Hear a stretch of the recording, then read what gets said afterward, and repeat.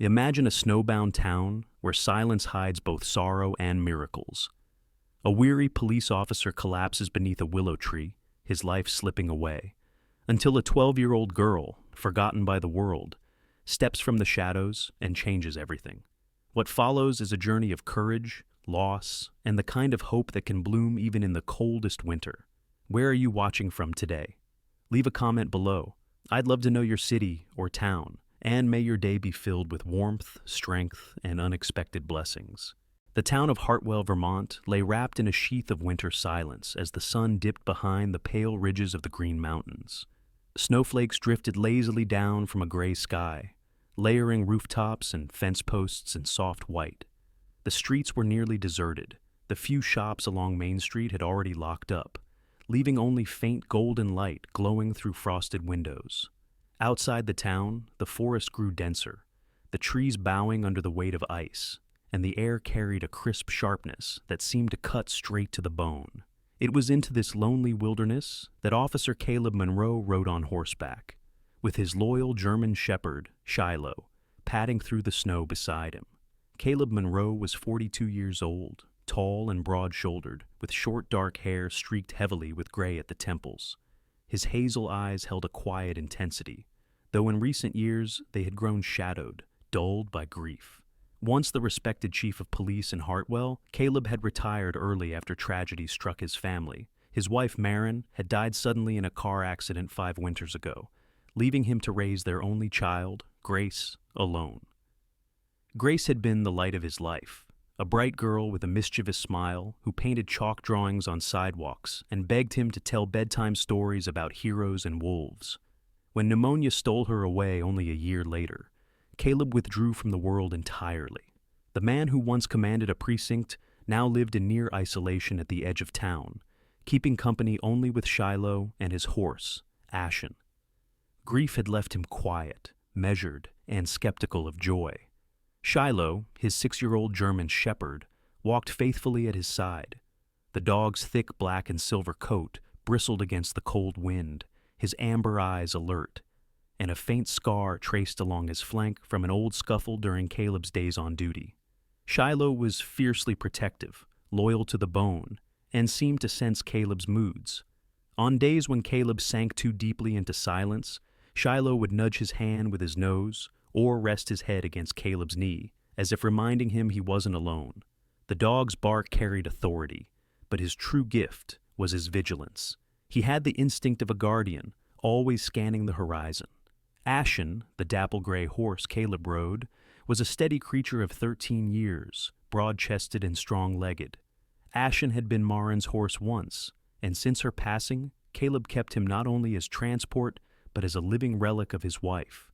Though calm in temperament, Ashen had a sensitivity to danger.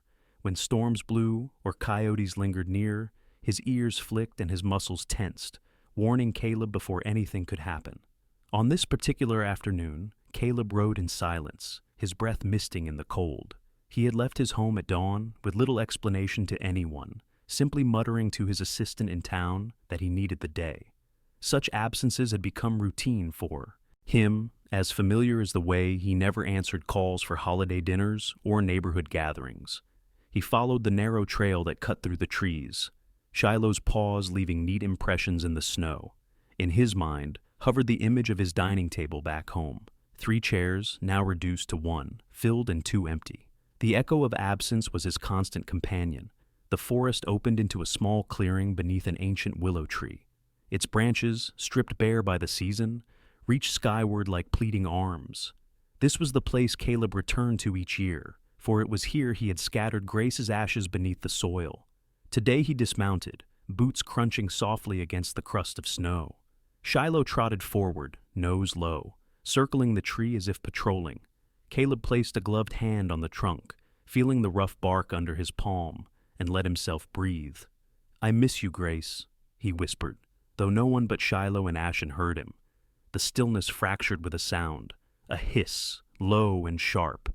Caleb barely had time to turn his head before searing pain struck his left ankle, as if a brand of fire had been pressed into his skin.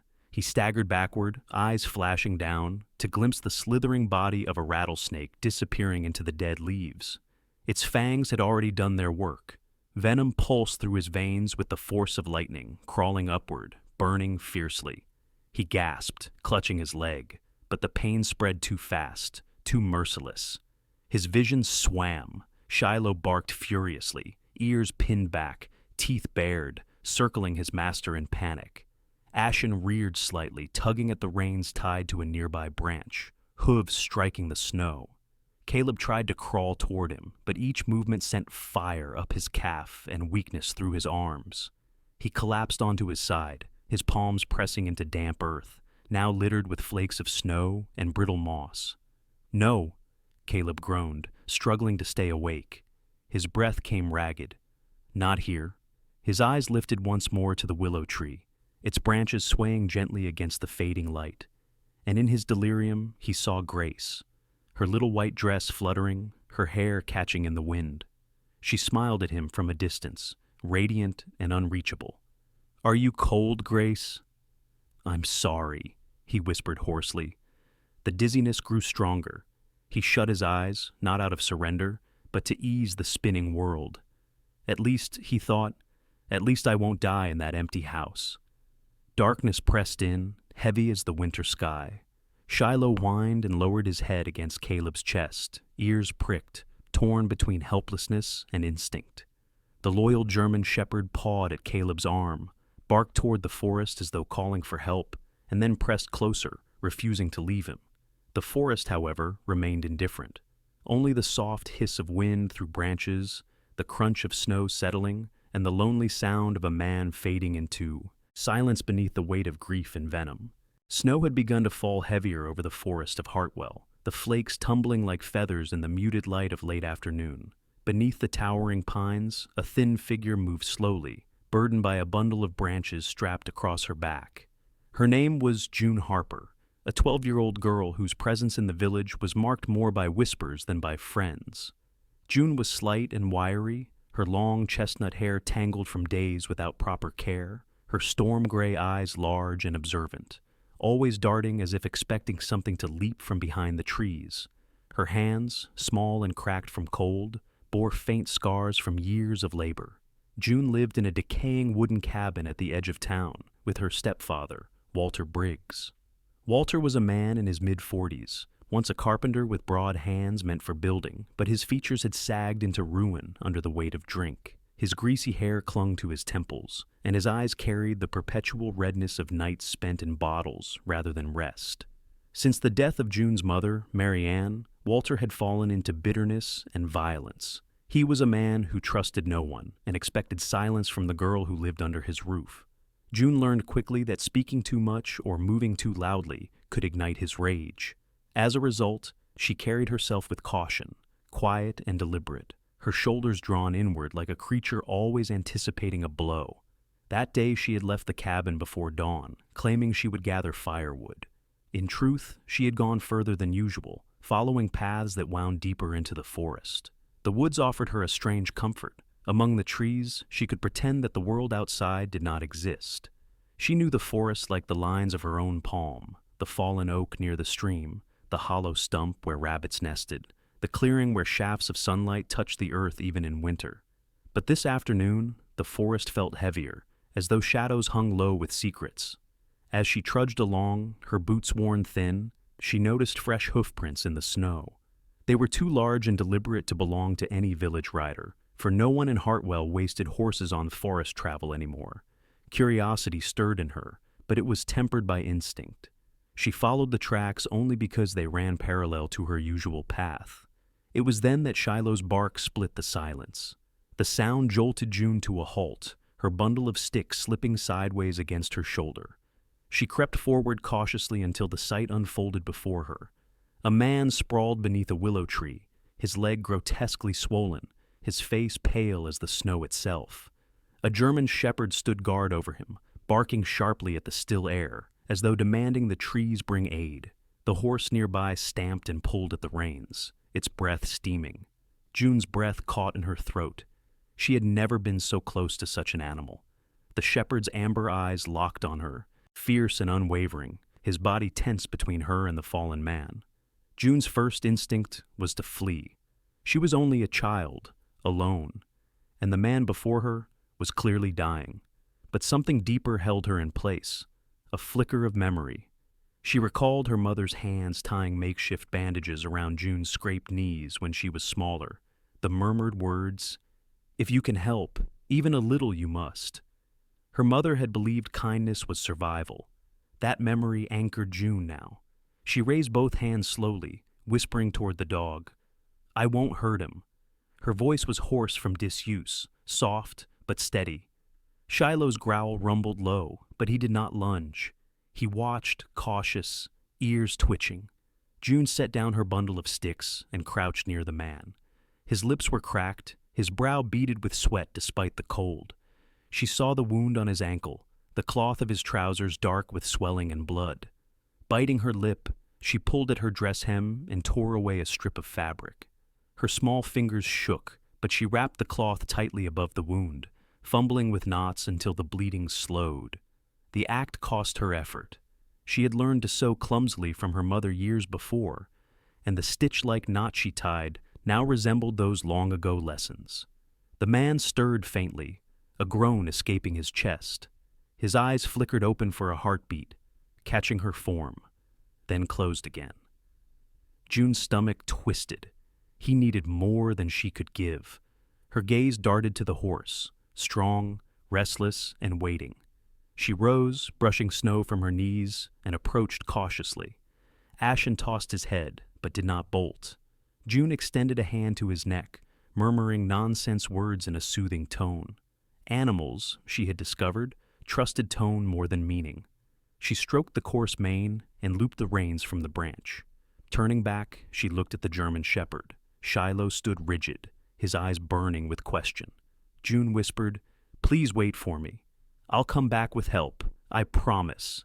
Then, with a courage she did not know she had, she pulled herself onto the horse's back. The size of the animal dwarfed her thin frame, and each jolt of its gait sent tremors through her bones, but she clung to the reins fiercely. Shiloh followed, bounding alongside, unwilling to abandon his master. The snow grew deeper, the forest darker, but in the distance, June caught a faint glow, the village clinic's lamp burning against the night. She pressed her heels gently to Ashen's sides. "Go!" she urged, her voice breaking the silence louder than it had in years. The horse surged forward, Shiloh racing beside them, the sound of pounding hooves and urgent barks tearing through the still woods. June's heart hammered, fear and determination mixing as one. She had never carried so much weight on her shoulders, yet never had she felt such a raw need to see someone survive. When the light finally grew larger, she reined Ashen toward the building, slid from his back with a graceless stumble, and tied him quickly to the iron post outside. Her chest rose and fell with ragged breaths, her hands trembling from cold and adrenaline. Shiloh stood at her side, nudging her leg impatiently, as though urging her forward. Inside, she could already hear footsteps moving toward the door. June swallowed, gripping the hem of her ragged dress with both hands. For a moment, she froze, afraid of what would follow, afraid of being noticed, of being questioned. But then she glanced back at the figure she had left in the forest, dying, and forced her feet across the threshold. The warmth of lamplight and the faint smell of antiseptic washed over her. A man in his 50s with salt and pepper hair appeared, eyes sharp yet calm, a physician accustomed to emergencies. Beside him stood a younger woman with auburn hair tied neatly, her face lined with concern, likely a nurse. June's lips parted, but the words tangled in her throat. She managed only one broken sentence. "Please, help. He's hurt." The clinic in Hartwell was a modest 2-story structure built decades ago from red brick now dulled by snow and time. Its single glowing window cast a pale square of light onto the frosted street, a beacon of hope in the winter night. Inside, the waiting room smelled faintly of antiseptic and cedar smoke from the small stove that kept the place warm. For years, the clinic had been the first and last line of defense for the town's emergencies, broken bones from logging accidents, winter fevers, or farm injuries. Tonight it would be called upon for something far more desperate. Dr. Ethan Morgan was the first to greet the small figure that pushed through the door.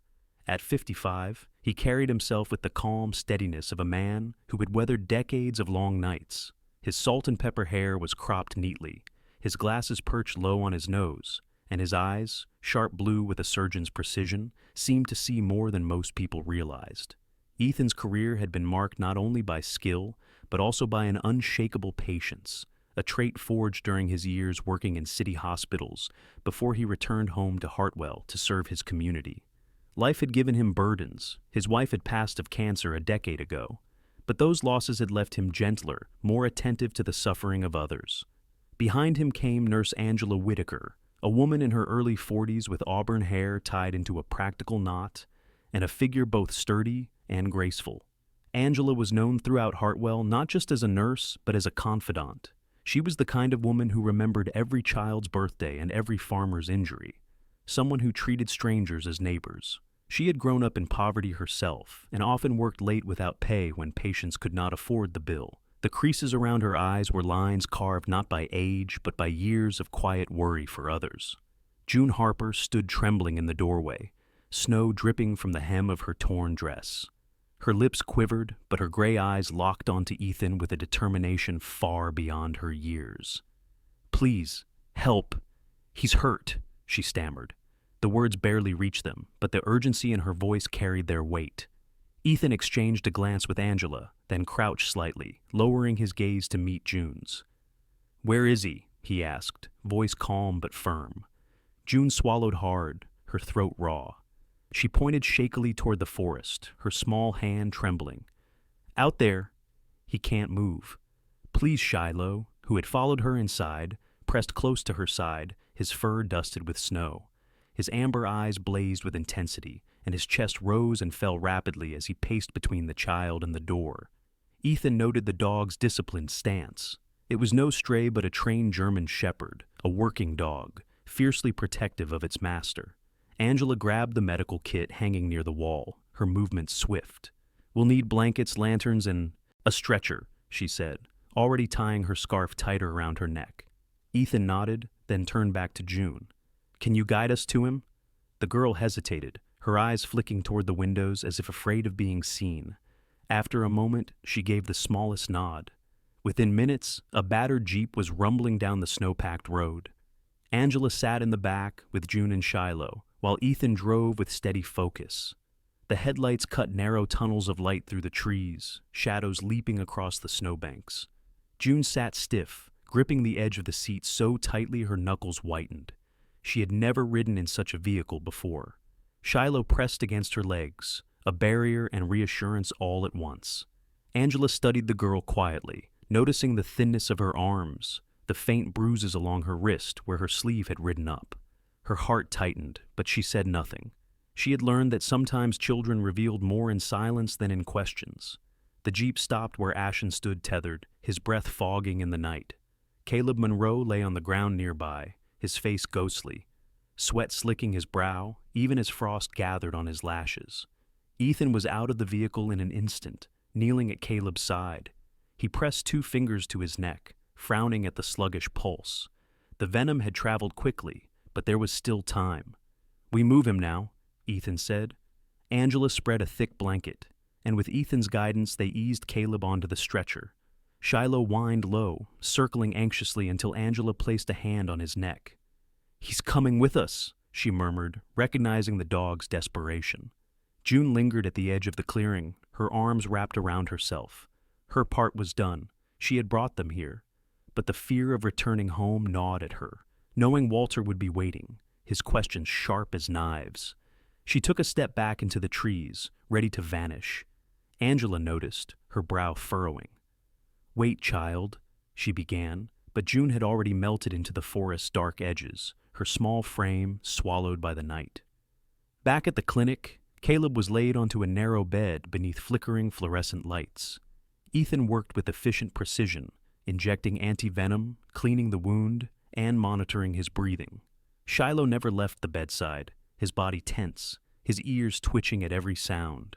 Angela wiped sweat from Caleb's brow, her gaze drifting once more to the empty doorway where June had stood. Hours passed. Caleb drifted in and out of delirium, fragments of words slipping past his lips. "Grace, Marin, sorry." Ethan wrote notes with his usual meticulous hand, but Angela's thoughts lingered elsewhere. She thought of the girl's gaunt figure, the dirt lining her fingernails, the bruises hidden by sleeves. Something about the way June had trembled, yet carried such determination, struck deep within her. Children did not learn such resilience without surviving storms of their own. By dawn, the storm had quieted outside, the snow easing into a fine mist. Ethan sat back, exhaustion etched into his face, but relief in his tone. "He'll live," he said, adjusting his glasses. The venom was serious, but he's strong. The girl saved him by slowing the bleeding. Angela nodded, though her expression remained troubled. She had seen too many children slip through the cracks of Hartwell's quiet streets, suffering unseen. "We need to find her," she murmured. "Whoever she is, she shouldn't be out there alone." Shiloh lifted his head at the words, ears pricking, as though he too remembered the small figure who had tied the knot that bought his master more hours of life. The clinic had done its part for now, but beyond its walls another story was waiting, one woven with bruises, silence, and a girl who had vanished as quickly as she came. The clinic in Hartwell was a modest two-story structure built decades ago from red brick now dulled by snow and time. Its single glowing window cast a pale square of light onto the frosted street, a beacon of hope in the winter night. Inside, the waiting room smelled faintly of antiseptic and cedar smoke from the small stove that kept the place warm. For years, the clinic had been the first and last line of defense for the town's emergencies. Broken bones from logging accidents, winter fevers, or farm injuries. Tonight it would be called upon for something far more desperate. Dr. Ethan Morgan was the first to greet the small figure that pushed through the door. At 55, he carried himself with the calm steadiness of a man who had weathered decades of long nights. His salt and pepper hair was cropped neatly, his glasses perched low on his nose, and his eyes, sharp blue with a surgeon's precision, seemed to see more than most people realized. Ethan's career had been marked not only by skill, but also by an unshakable patience, a trait forged during his years working in city hospitals before he returned home to Hartwell to serve his community. Life had given him burdens. His wife had passed of cancer a decade ago, but those losses had left him gentler, more attentive to the suffering of others. Behind him came Nurse Angela Whitaker, a woman in her early 40s with auburn hair tied into a practical knot, and a figure both sturdy and graceful. Angela was known throughout Hartwell not just as a nurse, but as a confidant. She was the kind of woman who remembered every child's birthday and every farmer's injury, someone who treated strangers as neighbors. She had grown up in poverty herself, and often worked late without pay when patients could not afford the bill. The creases around her eyes were lines carved not by age, but by years of quiet worry for others. June Harper stood trembling in the doorway, snow dripping from the hem of her torn dress. Her lips quivered, but her gray eyes locked onto Ethan, with a determination far beyond her years. "Please, help. He's hurt," she stammered. The words barely reached them, but the urgency in her voice carried their weight. Ethan exchanged a glance with Angela, then crouched slightly, lowering his gaze to meet June's. "Where is he?" he asked, voice calm but firm. June swallowed hard, her throat raw. She pointed shakily toward the forest, her small hand trembling. "Out there." "He can't move." "Please, Shiloh," who had followed her inside, pressed close to her side, his fur dusted with snow. His amber eyes blazed with intensity, and his chest rose and fell rapidly as he paced between the child and the door. Ethan noted the dog's disciplined stance. It was no stray but a trained German shepherd, a working dog, fiercely protective of its master. Angela grabbed the medical kit hanging near the wall, her movements swift. "We'll need blankets, lanterns, and a stretcher," she said, already tying her scarf tighter around her neck. Ethan nodded, then turned back to June. "Can you guide us to him?" The girl hesitated, her eyes flicking toward the windows as if afraid of being seen. After a moment, she gave the smallest nod. Within minutes, a battered Jeep was rumbling down the snow-packed road. Angela sat in the back with June and Shiloh, while Ethan drove with steady focus. The headlights cut narrow tunnels of light through the trees, shadows leaping across the snowbanks. June sat stiff, gripping the edge of the seat so tightly her knuckles whitened. She had never ridden in such a vehicle before. Shiloh pressed against her legs, a barrier and reassurance all at once. Angela studied the girl quietly, noticing the thinness of her arms, the faint bruises along her wrist where her sleeve had ridden up. Her heart tightened, but she said nothing. She had learned that sometimes children revealed more in silence than in questions. The jeep stopped where Ashen stood tethered, his breath fogging in the night. Caleb Monroe lay on the ground nearby, his face ghostly, sweat slicking his brow even as frost gathered on his lashes. Ethan was out of the vehicle in an instant, kneeling at Caleb's side. He pressed 2 fingers to his neck, frowning at the sluggish pulse. The venom had traveled quickly, but there was still time. "We move him now," Ethan said. Angela spread a thick blanket, and with Ethan's guidance they eased Caleb onto the stretcher. Shiloh whined low, circling anxiously until Angela placed a hand on his neck. "He's coming with us," she murmured, recognizing the dog's desperation. June lingered at the edge of the clearing, her arms wrapped around herself. Her part was done.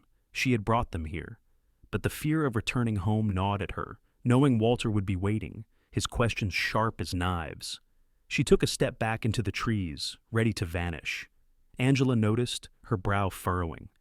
"Wait, child," she began, but June had already melted into the forest's dark edges, her small frame swallowed by the night.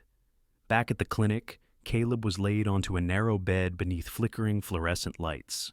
Ethan worked with efficient precision, injecting anti-venom, cleaning the wound, and monitoring his breathing. Shiloh never left the bedside, his body tense, his ears twitching at every sound. Angela wiped sweat from Caleb's brow, her gaze drifting once more to the empty doorway where June had stood. Hours passed. Caleb drifted in and out of delirium, fragments of words slipping past his lips. "Grace, Marin, sorry." Ethan wrote notes with his usual meticulous hand, but Angela's thoughts lingered elsewhere. She thought of the girl's gaunt figure, the dirt lining her fingernails, the bruises hidden by sleeves. Something about the way June had trembled yet carried such determination struck deep within her. Children did not learn such resilience without surviving storms of their own. By dawn, the storm had quieted outside, the snow easing into a fine mist. Ethan sat back, exhaustion etched into his face, but relief in his tone. "He'll live," he said, adjusting his glasses. The venom was serious, but he's strong. The girl saved him by slowing the bleeding. Angela nodded, though her expression remained troubled. She had seen too many children slip through the cracks of Hartwell's quiet streets, suffering unseen. "We need to find her," she murmured. "Whoever she is, she shouldn't be out there alone." Shiloh lifted his head at the words, ears pricking, as though he too remembered the small figure who had tied the knot that bought his master more hours of life. The clinic had done its part for now, but beyond its walls another story was waiting, one woven with bruises, silence, and a girl who had vanished as quickly as she came. The morning after the storm broke over Hartwell with a fragile light, thin rays of sun pushing timidly through gray clouds. Snowdrifts glistened like powdered glass across rooftops, and the narrow streets were hushed as though the town itself was still waking. In the small brick clinic at the edge of Main Street, Caleb Monroe stirred beneath coarse blankets. His skin, still pale, carried the sheen of someone dragged back from the edge of death. The bite on his ankle had been cleaned, stitched, and treated with anti-venom, but the ache throbbed deeply with every heartbeat. He opened his hazel eyes to the faint hum of a heater and the familiar weight of Shiloh's head resting against the bed frame.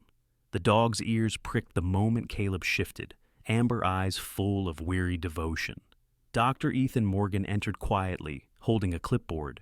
His posture was straight despite the exhaustion etched into his shoulders, and the neatness of his salt and pepper hair betrayed the discipline of habit. He checked Caleb's pulse with clinical precision. "You're lucky," Ethan said softly, his voice low and even. "If not for the quick thinking of a stranger, you wouldn't be here." Caleb frowned, his memory hazy. Then fragments returned. The hiss of the snake, the willow tree, and the flash of gray eyes belonging to a girl. He lowered his gaze to his leg. A bandage wrapped the wound neatly, but what caught him was the strip of cloth beneath. The crude knot tied not by the doctor's hands, but by someone small, careful, clumsy. He touched it with his fingers, and something within him tightened. Angela Whitaker, the nurse, stepped in with a basin of water. Her auburn hair had loosened from its knot, and her face, though tired, softened when she saw Caleb awake. She carried herself with warmth that disarmed even the most guarded. Setting the basin down, she dabbed his brow. "She's the reason you're alive," Angela said, her voice tinged with quiet awe. "A girl. 12 maybe. She brought you to us and then vanished before we could ask her name." Caleb turned sharply. "She left?" Angela nodded, concern flickering in her blue-green eyes. "Yes. Slipped away like a shadow." For the rest of the morning, Caleb lay restless, haunted by the image of storm-gray eyes and thin fingers binding his wound. He had spent years avoiding attachments, but something about the girl's presence tugged at him, a reminder of Grace, the daughter he had lost. Shiloh whined softly as if sensing his turmoil, pressing closer against the bed. By afternoon, Caleb insisted on being moved to a chair near the window. His leg ached, but he refused to lie idle. From there, he watched townsfolk trudge through the snow, farmers with feed sacks, children dragging sleds, and the old postman with his crooked gait. He asked Ethan about the girl, but the doctor shook his head. "No name, no home we could trace. Only the cloth she tied around your leg." Caleb unwrapped the bandage carefully, saving the scrap. It was thin cotton, cheap, frayed at the edges, with stitches uneven, as though practiced by hands that had learned from necessity rather than guidance. The next day, when the worst of his fever had passed, Caleb pressed Ethan to discharge him. Ethan protested, but Caleb's resolve was iron. "If I stay here, I'll be haunted by questions." "I need to find her." At last, Ethan relented, warning him to take care. Angela handed him a small packet of supplies, her eyes steady on his. "If you do find her," she said, "look deeper than the surface." Sometimes children hide storms inside Caleb, left the clinic leaning heavily on a crutch, Shiloh at his side, and stepped into the brittle sunlight. The snow crunched beneath his boots as he made his way down Main Street. His first stop was the tailor's shop, a small wooden building with a bell that jingled faintly as he entered. Inside, the air smelled of fabric and old cedar, bolts of cloth stacked high against the walls. Behind the counter stood Mrs. Clara Redmond, a woman in her late 60s, tall and angular, with sharp cheekbones, softened only by the spectacles perched on her nose. Clara was known for her blunt honesty, a trait carved into her by decades of running her shop alone after her husband had died in a mill accident. Despite her stern exterior, she carried a quiet loyalty to the children of Hartwell, often mending their clothes at half cost when she knew their families were struggling. Caleb placed the scrap of cloth on the counter. "Do you recognize this stitch?" he asked. Clara picked it up, her long fingers turning it over, eyes narrowing. She ran a fingertip along the knot, lips pressing together. "Not the work of a trained seamstress," she said finally. "Too small, too clumsy, but careful. This was done by a child." She looked up at Caleb, her gaze sharp. "I know this hand. 3 years ago, a girl came here with her mother. The mother was weak, coughing badly. She asked me to teach her daughter a few stitches so she could mend at home. The girl had these storm-gray eyes, same ones I see when I close my shop door at night." Caleb's chest tightened. "Do you know her name?" Clara hesitated. "June. June Harper. She hasn't been in here since her mother died. I hear whispers she lives with Walter Briggs now." She spat the name with distaste. "A man who drinks more than he breathes." As Caleb stepped back into the street, snowflakes catching in his dark hair, Shiloh barked once, as though urging him onward. The lead was clear, but it carried a weight. Walter Briggs was known in Hartwell, not for kindness, but for anger and whiskey. Caleb's pulse quickened, memories of his days as police chief stirring, cases of neglect, bruises hidden beneath sleeves, children carrying silence like a burden. That night, in the small cabin where June lived, Walter stumbled drunkenly from the kitchen, his shirt stained with ale, his beard unkempt. He barked questions at June, demanding to know where she had gone the day before. June stood stiff by the stove, clutching her torn cloth bag, her gray eyes lowered but steady. She said nothing. The silence made Walter's face darken, his hand twitching as though to strike, but for once he hesitated, swaying under the weight of drink. June's heart pounded, yet she held her ground. Meanwhile, Back in his modest farmhouse, Caleb sat by the fire, the scrap of cloth in his palm, Shiloh curled at his feet. He stared into the flames, haunted by the thought of a girl surviving storms alone. He had been saved by her courage.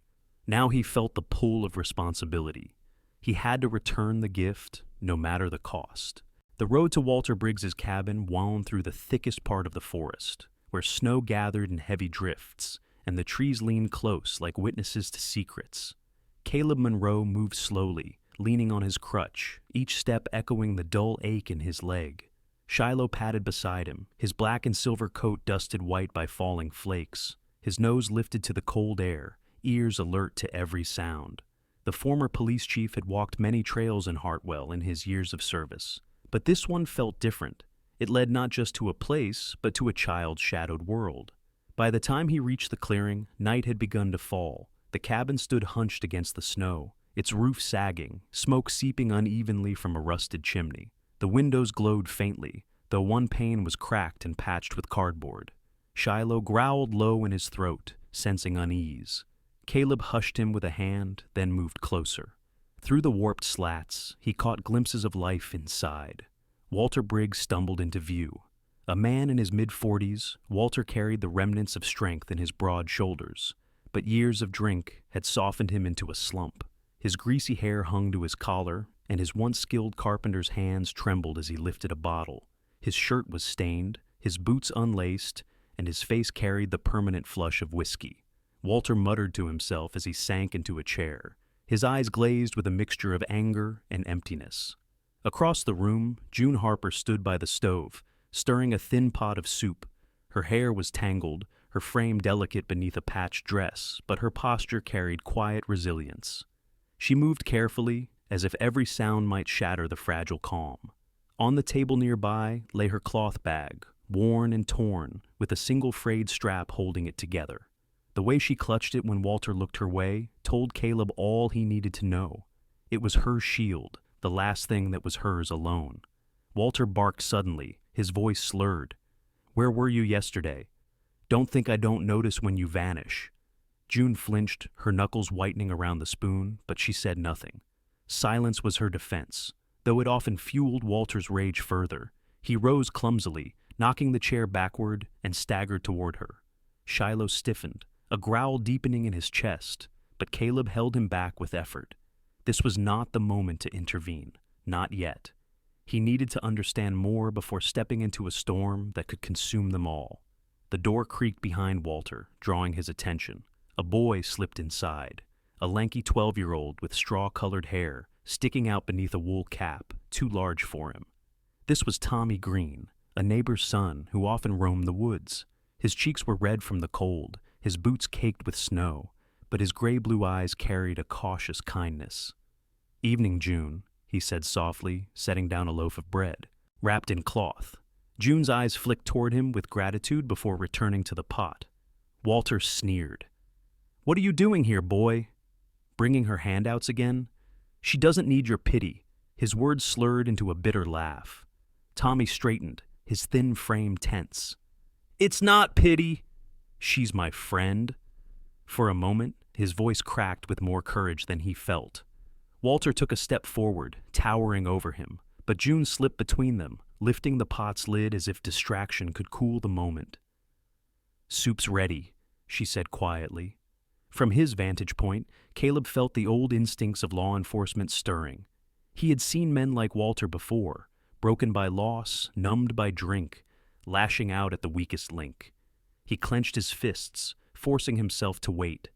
Shiloh's muscles quivered against his leg, the dog's instinct to protect nearly uncontrollable. Caleb whispered low, "Not yet, boy. Not yet." Later that night, as Walter passed out in his chair, bottle still clutched in his hand, June ladled soup into 2 chipped bowls and slid one toward Tommy. They sat cross-legged on the floor, speaking in whispers. Caleb leaned closer, catching fragments through the walls. Tommy asked about her day, his voice filled with concern. June avoided his eyes but finally said, "I found someone in the woods. A man. He was dying. I brought him help." Tommy's eyes widened. "You? Alone? June nodded faintly, her hands trembling as she held her bowl. "If I die here, no one would take me home either?" she whispered. Caleb felt his throat tighten. Those words echoed the ones he had muttered beneath the willow tree before collapsing. She had heard them, remembered them. And still, she had chosen to help. A floorboard creaked beneath Caleb's weight, and Shiloh barked once before being silenced with a gesture. Inside, June froze, glancing toward the door. Walter stirred but did not wake. Tommy placed a hand on her arm. "I'll walk you to the water pump tomorrow," he whispered, "just in case." She nodded, clutching her cloth bag closer. Caleb pulled back into the shadows, his breath clouding in the cold. He could not reveal himself yet, not when Walter still loomed like a storm. But what he had seen confirmed what Clara Redmond had warned. June was living in a world that could crush her spirit if left unchecked. As he turned away, Shiloh pressed against his leg, his amber eyes fierce with the same vow forming in Caleb's heart. That night, back in his farmhouse, Caleb could not sleep. He sat by the fire with the cloth scrap in his hand, hearing June's whispered words over and over. He thought of Grace, of the laughter he would never hear again, and of June's quiet defiance. For the first time in years, he felt something stir in him other than grief, the need to fight again, not for himself, but for a child who had risked everything to save him. The first Monday after the storm dawned pale and brittle, sunlight slipping weakly through gray clouds as Hartwell's children trudged to the town's small wooden schoolhouse. The structure, painted white decades ago, now carried streaks of weathered gray. Its bell tower leaned slightly, though the bell still rang sharp and clear. Inside, the stove glowed with a thin fire, the air filled with the smell of chalk dust and damp wool coats drying on hooks. June Harper slipped through the doorway with her usual caution, clutching her cloth bag against her chest. Her patched dress hung loose on her narrow shoulders, and her boots were so worn that snow had seeped into the lining, leaving her socks damp. She slid into a seat near the back, avoiding eyes, though a few children glanced at her with the mix of curiosity and distance they always held. For them, June was both familiar and strange, always present, yet never part of their games. Miss Sarah Green, the teacher, stood at the front of the room, arranging papers. She was in her mid-30s, tall and slender, with pale blonde hair pulled back into a neat bun, and piercing blue eyes that missed very little. Though she carried herself with an air of discipline, there was warmth in the curve of her smile when directed at her students. Sarah had grown up in Hartwell herself, the daughter of a coal miner who lost his life in an accident when she was 10. That loss had carved into her a resolve to watch over children, the way she wished someone had watched over her. As the lesson began, Sarah walked between desks, her skirts brushing softly against the floorboards. She stopped near June, bending to correct her handwriting. It was then she noticed the faint bruise circling the girl's wrist, just visible where the sleeve of her dress had slipped back. Sarah's eyes lingered, her instincts sharpened by years of quietly recognizing what others ignored. She said nothing aloud, simply adjusted June's sleeve back over her arm, her touch gentle but her expression thoughtful. At recess, the children poured outside into the snowy yard. Laughter rang through the air as they tossed snowballs and slid across icy patches. June remained by the fence, watching, her breath clouding in the cold. Tommy Green approached, his wool cap pulled low, his cheeks flushed. He handed her a small apple he had saved from his lunch. "You should eat," he said softly. June's gray eyes flicked toward him, gratitude unspoken, before she tucked the apple into her bag. Inside, Sarah spoke with another teacher, Mrs. Evelyn Porter, a stout woman in her 50s with dark hair streaked with silver. Evelyn had taught in Hartwell for 30 years and was respected for her no-nonsense manner. Sarah lowered her voice. "Evelyn, I'm worried about June Harper. I've seen bruises. She barely speaks. Something isn't right." Evelyn sighed, her face creased. "Walter Briggs is her guardian. Everyone knows he drinks, but unless the girl speaks up," she trailed off, shaking her head. Sarah's jaw tightened. Silence, she knew, was often the loudest cry for help. Meanwhile, across town, Caleb Monroe sat at his farmhouse table, a map of Hartwell spread before him. His leg throbbed with each movement, but he ignored the pain. Shiloh lay at his feet, ears twitching at every creak of the house. Caleb traced the road leading to the schoolhouse, then to the cabin where he had watched Walter. His years as police chief had taught him patience, but the memory of June's whispered words, "I found someone in the woods," haunted him. He could not stand by. That afternoon, Caleb made his way to the sheriff's office. Deputy Carl Jenkins greeted him with quiet surprise. Carl, 35, was a steady man with sandy brown hair cut short, a square jaw, and brown eyes that carried a calm steadiness. He was not flashy or loud, but had earned the town's trust through reliability. He had been raised on a farm just outside Hartwell and still carried the humility of that upbringing. "Caleb," he said, standing from his desk, "you're supposed to be recovering." Caleb leaned on his crutch, Shiloh at his side. "I am, but there's something more important." He placed the scrap of cloth on Carl's desk, explaining how it had saved his life, how Clara Redmond had identified the stitches, and what he had seen at Walter's cabin.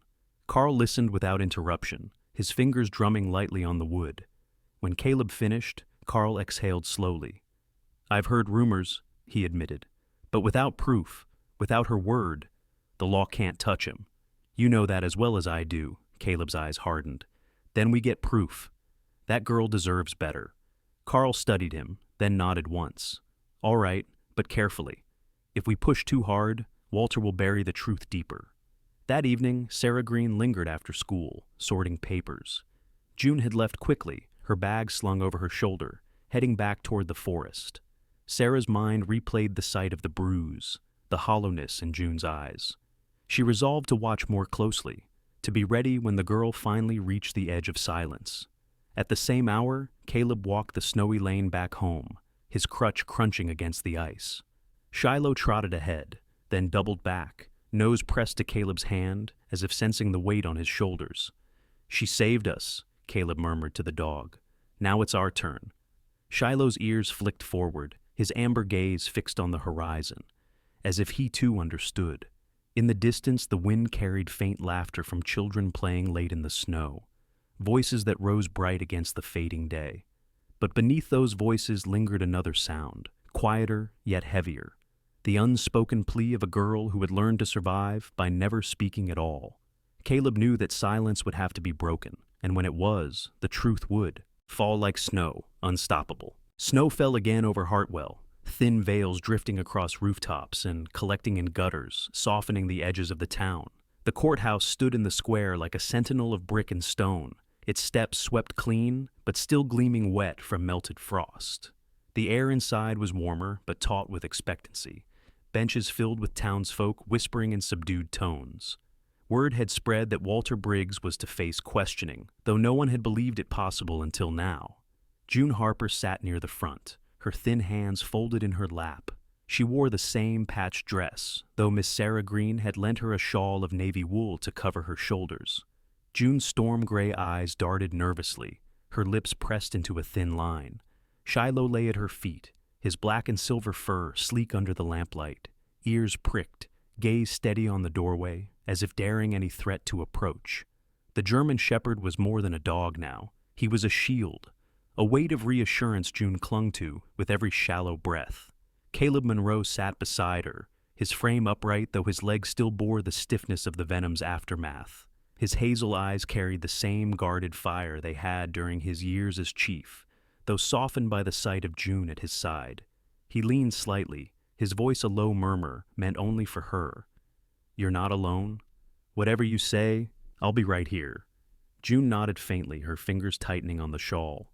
At the judge's bench sat Harold Whitman, a man in his early 60s with thinning white hair, round spectacles perched on a blunt nose, and a face carved by decades of weighing truth from lies. Judge Whitman was known for fairness, but also for patience stretched thin by those who mistook silence for weakness. His gavel rested quietly on the desk, waiting. Deputy Carl Jenkins rose first. His sandy brown hair was combed neatly, his uniform pressed, though his boots bore the scuffs of long patrols. He spoke with calm authority, explaining how concerns had arisen about Walter Briggs, how a child's testimony would be heard today. "The truth must be allowed a voice," Carl said simply, his gaze steady on the girl, who sat so small against the wooden bench. Walter Briggs was led in by two deputies, his shirt tucked unevenly, his hair slicked poorly, as if in an attempt at respectability. But the flush of whiskey still marked his cheeks, and his eyes flickered with the defiance of a man cornered. He slouched into his seat, sneering faintly toward June, who shrank but did not look away. Miss Sarah Green was called first. She stood tall, her pale blonde hair catching the light, her voice even though her hands trembled faintly against her skirt. She described what she had seen, the bruises on June's wrist, the girl's quiet withdrawal, the instinct of a teacher who had once been a child of loss herself. "No child hides without reason," she said, her voice sharpening. "I will not pretend I didn't. See what I saw." Next came Mrs. Clara Redmond, the seamstress. Her tall, angular figure looked severe under oath, but her eyes softened when she held up the cloth scrap. "This knot," she explained, "was tied by a child I once taught. A girl with gray eyes who came with her sick mother. That girl is June. She saved a man's life with this stitch. Do not forget that." Then it was June's turn. She rose slowly, her knees weak, her frame fragile beneath the shawl. The courtroom hushed. Shiloh pressed his body closer to her legs, grounding her. Judge Whitman leaned forward, voice softened. "Take your time, child. Speak in your own words." June's lips trembled, but she drew a breath. He hit me. Many times. When I made noise. When I didn't." Her voice cracked but carried through the room. "When Mama was alive, he drank. When she got sick, he wouldn't take her to the hospital. She died at home. I was the one who held her hand." Tears slipped down her cheeks, but she did not stop. "After she was gone, he said I was nothing. That I should stay quiet, or I'd end up the same." Gasps rippled through the crowd. Walter barked, "Lies! All lies." But the judge's gavel struck once, silencing him. Caleb's jaw tightened, but he kept still, his gaze never leaving June. Deputy Jenkins stepped forward again, producing a small ledger of reports. He laid out evidence, neighbors who had heard shouting, Tommy Green's testimony that he had seen Walter strike June, Angela Whitaker's notes from the clinic. Each piece fit together like shards forming a broken mirror, finally made whole. Finally, Caleb was called. He walked stiffly to the stand, leaning on his crutch, his police badge from years past glinting faintly at his belt, though he wore no uniform now. His hazel eyes scanned the room before settling on June. "I nearly died in those woods," he said, voice deep and steady. "A snake struck me. I thought it was the end, but this girl?" He gestured toward June. "She found me. She tore her own dress to bind my wound. She led my horse, and my dog followed. She saved my life, and now I stand here because of her courage. If she can face death to save a stranger, she should not have to face it again in her own home."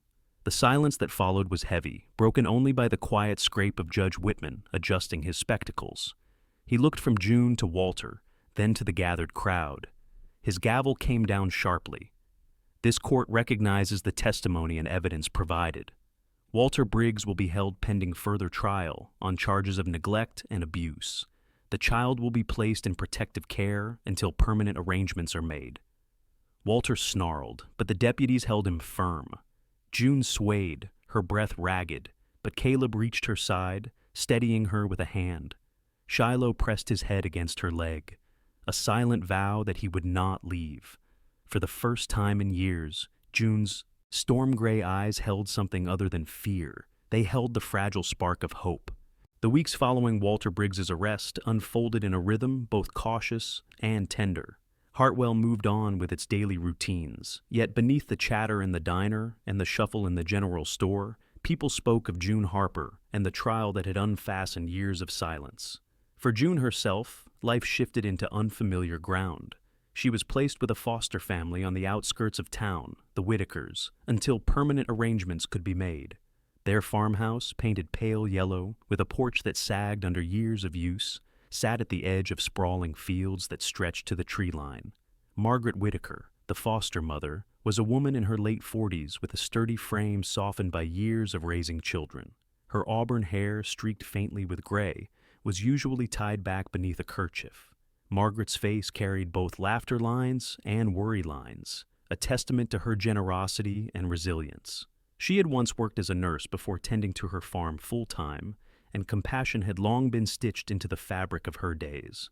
Her husband, Daniel Whitaker, was a man of 50 with sun-leathered skin, broad shoulders from years of farm labor, and a steady, thoughtful manner. Though reserved, his kindness revealed itself in small gestures, mending tools for neighbors or setting aside the ripest apples for children. June entered their home, clutching her cloth bag like a talisman. The Whitakers' 3 children, 2 daughters already grown and gone, and their youngest son, Eli, still at home, greeted her with curious eyes. Eli, 14, lanky with dark curls falling over his forehead, had an easy smile and a mischievous streak tempered by a gentle heart. He offered June half of a ginger cookie without words, and though she hesitated, she accepted, the first crumb crumbling like a fragile bridge to trust. Shiloh was given permission to visit often, and he bounded through the farmhouse door with the authority of an old friend. His black and silver fur glistened in the warm lamplight, his amber eyes scanning each room before settling near June. It was clear the German shepherd was her anchor. When she woke in the night from dreams too heavy to bear, his steady presence grounded her. Margaret noticed, quietly arranging for Shiloh to stay more often than rules technically allowed. Meanwhile, Caleb Monroe spent long evenings at his own farmhouse preparing the paperwork. Adoption was not a simple process, especially for a man still carrying his own grief, but he pursued it with unshakable resolve. Each form he filled, each meeting with social workers, carried the weight of his vow to June. At the county office, he sat across from a caseworker named Helen Morris, a woman in her 50s with short-cropped hair and the efficient manner of someone who had seen too much neglect to waste time. Yet behind her sharpness was a core of fairness. She studied Caleb with assessing eyes. "Why you?" she asked. Directly. Caleb did not flinch. "Because she saved me, and because I refuse to let her believe she is alone." Helen held his gaze, then nodded slightly, scribbling notes with a pen that scratched like judgment on paper. Back at the Whitaker farmhouse, life stitched itself in small patterns. June began attending school daily, though she sat near the edge of the classroom, her storm-gray eyes still wary. Miss Sarah Green kept a watchful eye on her, offering quiet encouragement without pressing too hard. Tommy Green continued to walk with her to the water pump, carrying her bag when the straps frayed again. And though June spoke little, she began to trust his steady companionship. Evenings at the Whitakers' table brought new rhythms. Margaret ladled stew into bowls, Daniel told stories of the farm, and Eli teased about chores. At first, June listened in silence, her spoon hovering, but gradually she began to whisper replies, short sentences that grew longer, week by week. Once, when Eli dropped a loaf of bread into the soup pot by accident, she laughed out loud, a sound so sudden and pure that Margaret caught Daniel's hand under the table, both silently grateful.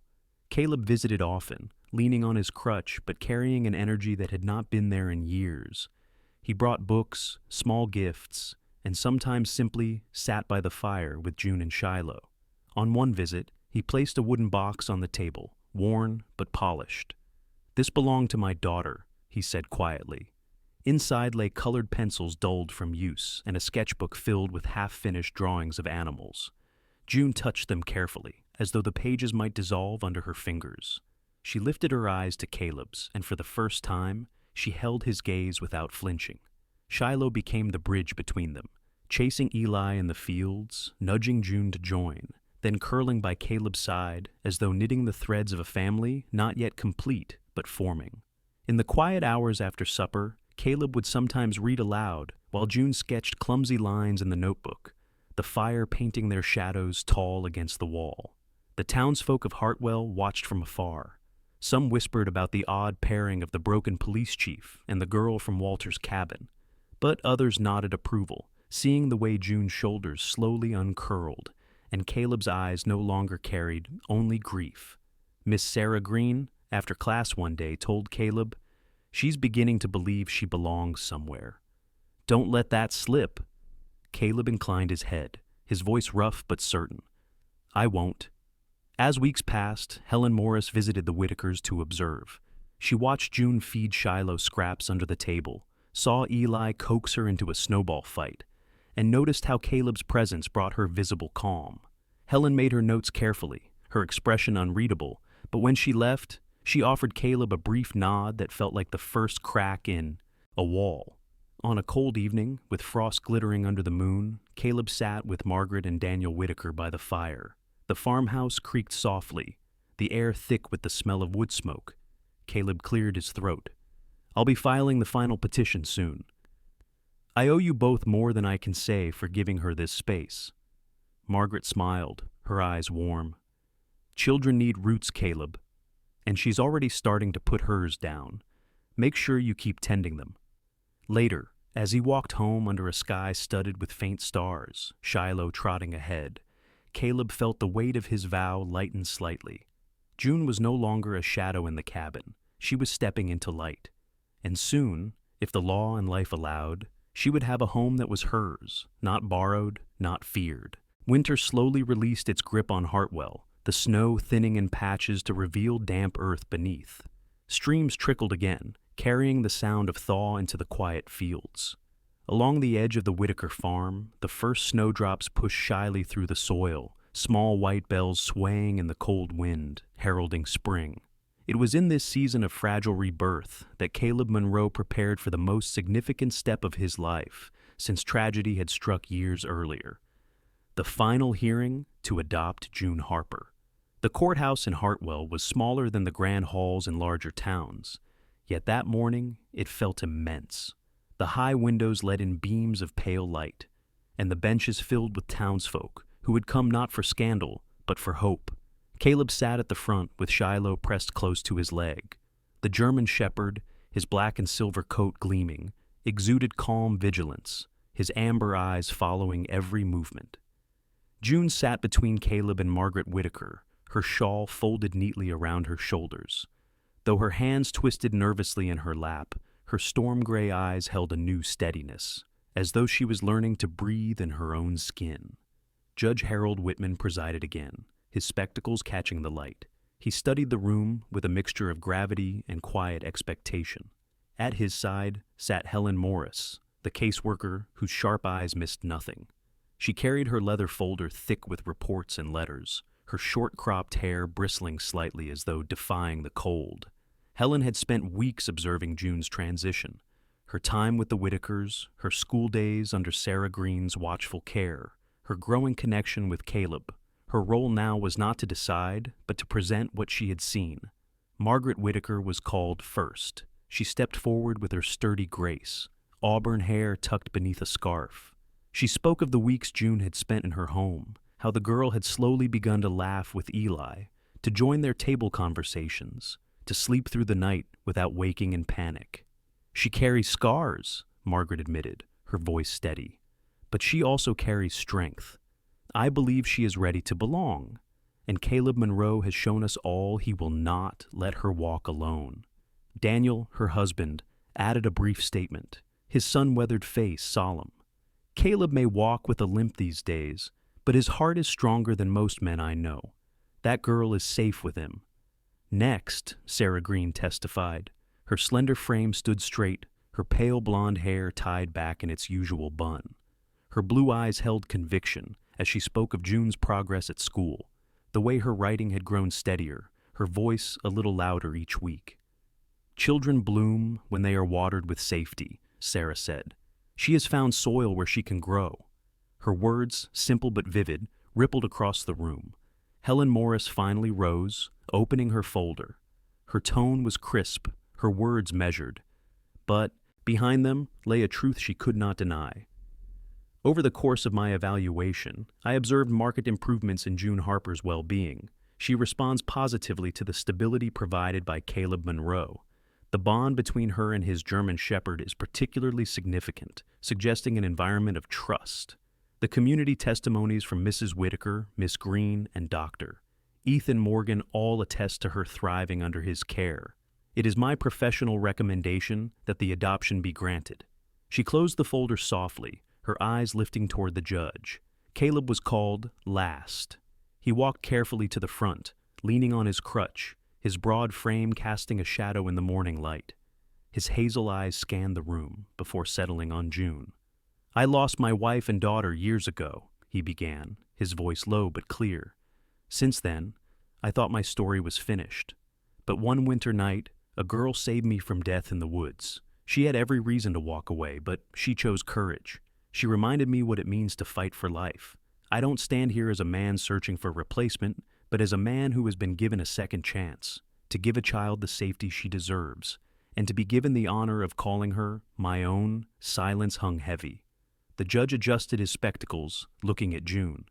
"Do you wish to speak, child?" he asked gently. June swallowed, her gray eyes shining. She rose slowly, Shiloh pressing against her leg. I want to stay with him," she whispered. Her words were soft but steady. "He listens. He doesn't make me afraid. And Shiloh, he makes me feel safe at night. I don't want to go anywhere else." Judge Whitman leaned back, his gavel raised. "Then this court finds sufficient grounds. The petition for adoption is approved. From this day forward, June Harper is the lawful daughter of Caleb Monroe." The gavel struck once, sharp as thunder. Then the hush broke into scattered applause. Caleb exhaled, a weight he had carried for years lifting at last. He turned to June, his crutch shifting as he crouched awkwardly but firmly to her level. "You're home now," he said, voice thick with emotion. June nodded, tears sliding down her cheeks. She pressed her face into his coat, her thin arms clinging. Shiloh leaned into both of them, a silent sentinel binding them together. Outside the courthouse, townsfolk gathered in small knots. Some clapped Caleb on the back, others bent to squeeze June's shoulder gently. Sarah Green dabbed her eyes discreetly with a handkerchief. Helen Morris, usually guarded, allowed herself a small smile before striding away briskly. Margaret and Daniel Whitaker lingered long enough to hug June, Margaret whispering, "Remember, roots and wings, child. You have both now." The day ended at Caleb's farmhouse. The fire crackled in the hearth, and for the first time the long dining table bore more than silence. Caleb laid out bowls of beef stew. June sat opposite, and Shiloh sprawled underfoot, sighing contentedly. On the table lay Grace's old sketchbook, now resting near June's plate, an invitation to begin her own drawings. Through the window, the field stretched quiet, dotted with snowdrops blooming against the thaw. For Caleb, the ache of loss would never fully fade, but tonight it mingled with something brighter. Renewal. For June, the silence of fear was replaced by the quiet of belonging. And for Shiloh, his amber eyes half closed in the warmth, his duty as guardian was no longer a lonely watch, but the keeping of a family. This story reminds us that even in the darkest winters, God can send a miracle through the most unexpected hands.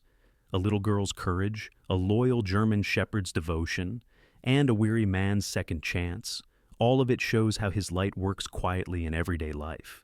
In our own days, we may not always see miracles written in the snow, but we can find them in kindness, in protection, and in love that refuses to give up.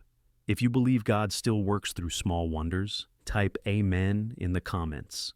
Share this story with someone who needs hope today. Leave your thoughts below, and do not forget to subscribe for more stories of faith, courage, and renewal.